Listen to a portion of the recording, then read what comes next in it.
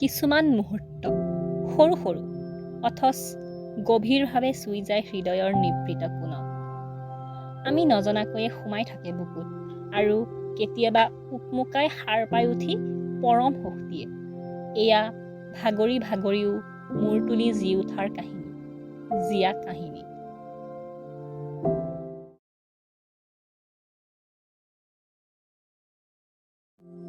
ধৰি লওক আপুনি ৰাতি ঘোপ মৰা আন্ধাৰত এটা ৰাস্তাৰে গৈ আছে আৰু আপোনাৰ হাতত পোহৰৰ কোনো ব্যৱস্থাও নাই।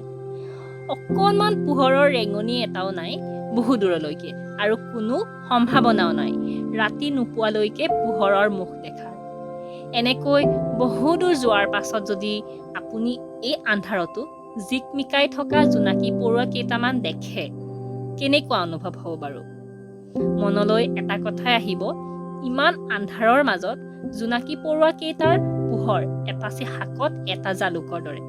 তথাপিও এই ঘোপ মৰা অন্ধকাৰত জোনাকী পৰুৱা কেইটাৰ ধিমিক ধামাক পোহৰ কণি ধনাত্মক অনুভূতি এটাৰ অনুভৱ দিব।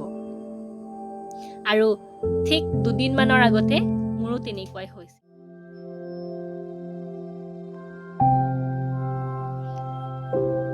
আপোনাৰ হাতত যাদু আছে, এটা কমন চেণ্টেন্স। কোনোবা চিত্ৰকৰে অঁকা ধুনীয়া ছবিবোৰ দেখি আমি স্বতঃস্ফূৰ্তভাৱে ব্যৱহাৰ কৰা এটা বাক্য। সেয়া লাগিলে যিকোনো ছ'চিয়েল মিডিয়াই হওক বা ফেচ টু ফেচ, আমি এৰি দিওঁ এই বাক্য। কেতিয়াবা অনুভৱ কৰি, হয়তো কেতিয়াবা অনুভৱ নকৰাকৈ। আৰু এনেকৈয়ে আৰম্ভ হৈছিল এই কাহিনী। কাহিনীকেইটা সম্পূৰ্ণকৈ শুনিবলৈ ভিডিঅ'ৰ ডেছক্ৰিপশ্যনত লিংক কেইটা দিয়া হৈছে। জীয়া কাহিনী এই চেনেলটোত গৈ আপোনালোকে এই কাহিনীকেইটা সম্পূৰ্ণকৈ শুনিব পাৰিব।